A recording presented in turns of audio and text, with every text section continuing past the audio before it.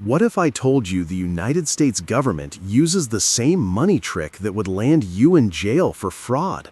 Picture this. You're drowning in debt, so you write yourself a check, deposit it in your own account, and use that money to pay off your credit cards. Insane, right? That's financial suicide for regular people. But for the US government, it's Tuesday. It's how America has been paying its bills for decades. And the craziest part? The entire world economy depends on this scheme continuing forever. Before we dig into this financial rabbit hole, do me a favor and smash that subscribe button, because what you're about to learn isn't taught in schools, and it's going to change how you see every dollar in your wallet. Let me break down the greatest money illusion ever created. Here's how it's supposed to work. When any government needs cash, it has three options: collect taxes, cut spending, or borrow. The US? It chose door number 3 and never looked back. But borrowing requires a lender. Someone has to actually give you the money. And this is where things get weird. The US Treasury prints IOUs called bonds. These aren't physical dollars, they're promises. The government says, give me $1,000 today, and in 10 years, I'll give you back $1,200. Sounds simple. Investors love bonds because they're supposed to be rock solid. After all, they're backed by the world's most powerful nation. But here's the twist nobody talks about.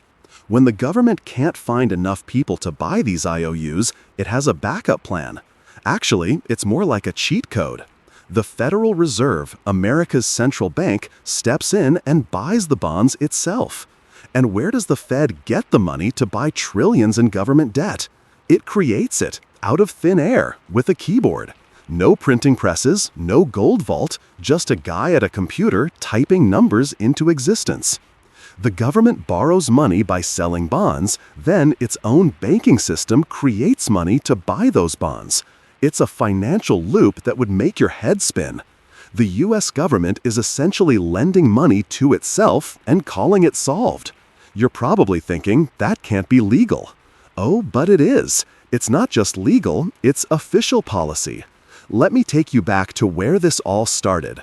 Rewind to 1776. The American Revolution just wrapped up. The new United States was broke. Soldiers hadn't been paid. France wanted its loans repaid. The entire nation was underwater in debt. Enter Alexander Hamilton, a brilliant guy with a controversial plan. Instead of defaulting, Hamilton convinced the government to honor every debt by issuing new bonds. People thought he was crazy. Why would anyone lend money to a bankrupt nation? But Hamilton understood something deep about human psychology. Credibility is currency. The US paid its debts, slowly, painfully, and investors noticed. They started buying American bonds, betting that this scrappy new country would make good on its promises. And it worked, for over 200 years. But there was a side effect. Once the borrowing started, it never stopped. The government got comfortable with debt. Why raise taxes when you can just issue bonds? Why cut spending when investors keep buying? America became addicted to borrowing, and each generation passed the habit to the next. Then came 1913, the year everything changed. That's when the Federal Reserve was born. Before the Fed, American banking was chaos. Bank runs, panics, crashes, financial disasters every few years. The Fed was supposed to fix that by stabilizing the money supply. But it also became the government's best friend. Because now the Treasury didn't just rely on outside investors. It had a partner with unlimited resources. When World War II exploded, the US needed cash fast. Billions for ships, planes, troops. The Fed made a deal. It would buy government bonds whenever needed to keep interest rates low. Translation? The government could borrow as much as it wanted, and the Fed would print money to cover it. This was the birth of the money trick. Now, let's fast forward to 1971, the year the last piece of reality was removed from the dollar. For most of American history, dollars were backed by gold. You could, in theory, trade your paper dollars for actual gold. Foreign governments definitely could. This kept the system somewhat honest. If you printed too many dollars, people would demand gold and your vault would empty. But by the late 60s, America was spending like crazy. The Vietnam War, social programs. The bill was piling up and other countries started getting nervous. France actually sent ships to collect gold from U.S. reserves. The message was clear: we don't trust your paper anymore.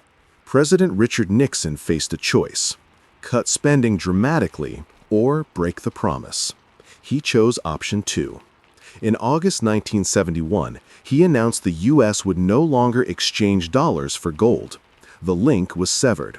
From that moment on, the dollar's value wasn't backed by gold, land, or anything tangible. It was backed by trust, by belief, by faith that America would remain powerful and stable. The dollar became pure illusion, and the bond trick went into overdrive. So how does this scheme actually operate in the real world? Every year, the U.S. government spends more than it collects in taxes. That gap is the deficit. To cover it, the Treasury holds auctions and sells bonds. Big players show up: China, Japan, pension funds, insurance companies, billionaires. They buy treasuries because historically they've been the safest bet on the planet. But sometimes there aren't enough buyers, or interest rates start climbing, which makes borrowing expensive.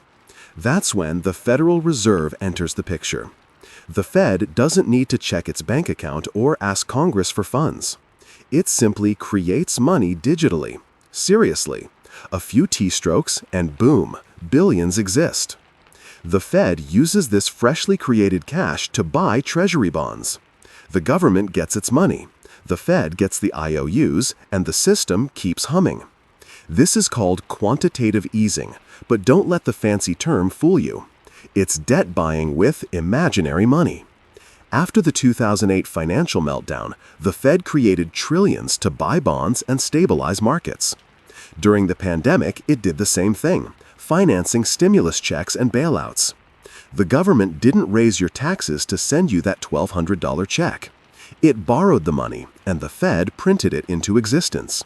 You got a check, the government got more debt, and the dollar got weaker. Let me tell you who wins and who loses in this game. The winners? Politicians who get to spend without consequences. Banks that get cheap money and bailouts. Investors holding assets that inflate in value when money floods the system. Foreign governments that use treasuries as safe storage. The losers? You, me, anyone holding regular dollars. Because here's the dirty secret. Every time new money is created, your existing money loses value. It's basic supply and demand. More dollars chasing the same goods means prices go up. That's inflation. And inflation is a hidden tax. Nobody votes for it, nobody passes a bill. But you pay it every single day at the gas pump, the grocery store, the rent office. The bond trick only works if most people don't understand it. The moment the average person realizes their savings are being quietly stolen through inflation, trust starts to crack. And trust is the only thing holding this entire system together. Here's where it gets really dangerous.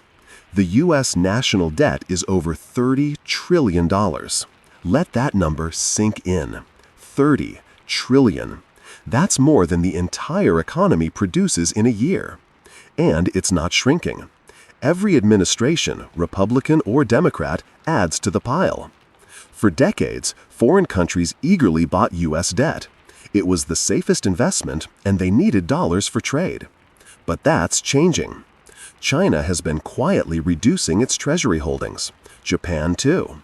Oil-producing nations are exploring alternatives. The appetite for American IOUs is fading. So, who's picking up the slack? The Federal Reserve.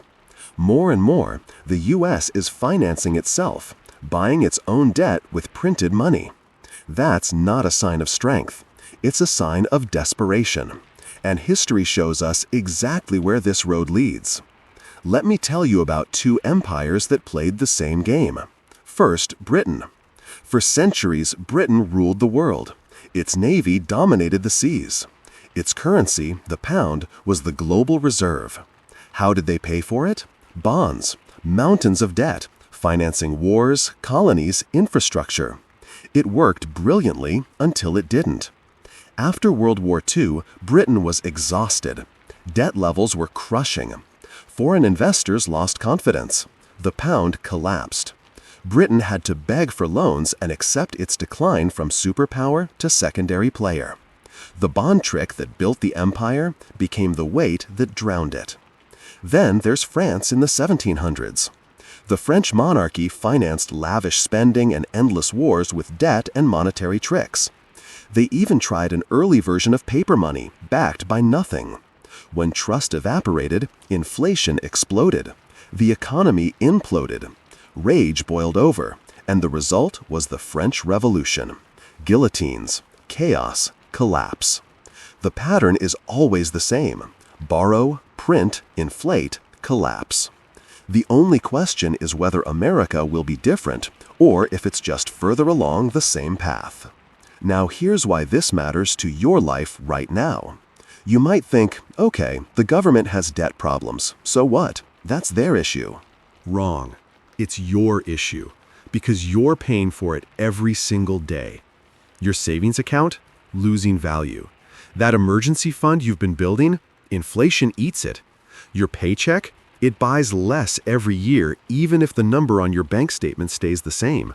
Meanwhile, people who own real estate, stocks, and other assets watch their wealth grow because money printing inflates asset prices. This system transfers wealth from regular people, who save in dollars, to elites who own assets. It's not a conspiracy, it's just math. And it gets worse. The bond trick creates fragility. The whole system depends on confidence. As long as people believe U.S. Treasuries are safe, the cycle continues. But belief is delicate.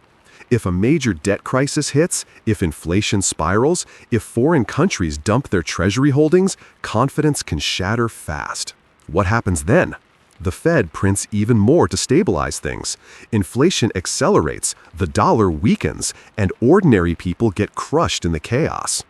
Let me paint you a picture of what fragility looks like. In 1920s Germany, the government faced massive debt from World War I. To pay it, they printed money. At first, it seemed fine, but then prices started rising, then rising faster, then exploding. At the peak of hyperinflation, Germans needed wheelbarrows full of cash to buy bread. Life savings became worthless overnight. Society collapsed into chaos, paving the way for extremism and disaster. Or take the 1970s in America. After Nixon ended the gold standard, inflation spiraled, double digits, gas lines, prices out of control. Wages couldn't keep up. The middle class got hammered. It took brutal interest rate hikes and a recession to bring it under control. We're seeing echoes of that today. After years of money printing and bond buying, inflation is back. Housing prices are insane. Food costs are climbing. Wages lag. And the Fed is trapped. Raise rates too much and crash the economy, or keep rates low and let inflation burn. This is the end game of the bond trick, a choice between bad and worse. So what's the takeaway here? Understanding this bond trick isn't just about economics, it's about power. It reveals how modern governments avoid hard choices by creating money instead of confronting reality. It shows why debt keeps growing, no matter who's in charge. This isn't a Democrat or Republican thing, it's structural. It's the machine that runs the empire. And like every empire before, the machine will eventually break. The question isn't if, it's when, and whether you'll be ready when it happens. Because when trust in treasuries cracks, when inflation spirals, when the bond trick fails, the people in power won't pay the price. You will. Your savings, your paycheck, your future. That's why you need to understand this game, not to panic, but to prepare. To ask yourself hard questions. Are your savings protected from inflation? Do you hold assets that preserve value when currencies weaken? Do you understand the risks baked into your pension, your mortgage, your retirement plan? Financial literacy means seeing through the illusion. It means recognizing that government debt isn't free, that money printing has consequences, and that trust is the only thing preventing collapse. History doesn't repeat exactly, but it rhymes. Britain financed its empire on bonds until trust collapsed. France drowned in debt before revolution consumed it. Now America walks the same tightrope, borrowing endlessly, creating money from nothing, selling the illusion that it can last forever. But nothing lasts forever, especially illusions. The US still gets away with the bond trick because of one massive advantage. The dollar is the world's reserve currency. Global trade runs on dollars. Oil is priced in dollars. Central banks worldwide hoard US treasuries. This creates a self-reinforcing loop. The world needs dollars, so it buys US debt, which keeps the dollar strong, which keeps the world buying. It's financial dominance built not on gold or armies, but on trust in American IOUs. But the cracks are showing. Countries are quietly exploring alternatives. The BRICS nations, Brazil, Russia, India, China, South Africa, are discussing trade in their own currencies. Central banks are buying gold at record rates. Whispers of de-dollarization are getting louder. If the world decides US debt isn't the safest bet anymore, the trick unravels fast. Demand for treasuries drops. Interest rates spike. The government faces a crisis. Slash spending or print even more. Either choice leads to pain. And when empires fall, they fall fast. The decline can look gradual for years, then suddenly accelerate. One day, you're the reserve currency. The next, you're begging for loans. Let me leave you with this. The bond trick is the greatest financial illusion in human history. It has funded wars, moon landings, highways, bailouts, and stimulus checks. It has made America the dominant power for a century. But it's also piled up $30 trillion in debt, eroded the dollar's value, and created a fragile system dependent on endless trust. The trick works until it doesn't. And when it stops working, the consequences will reshape the world. You can't control government policy. You can't stop the Fed from printing, but you can control your response. Educate yourself. Understand the game. Protect your wealth. Prepare for instability. Because the people who see the illusion clearly are the ones who survive when it shatters. If this video opened your eyes to how the money system really works, hit that subscribe button and turn on notifications. I'm the monetary archaeologist, digging through the ruins of financial history to uncover the patterns that shape our world. The past holds the answers. I'll show you where to look.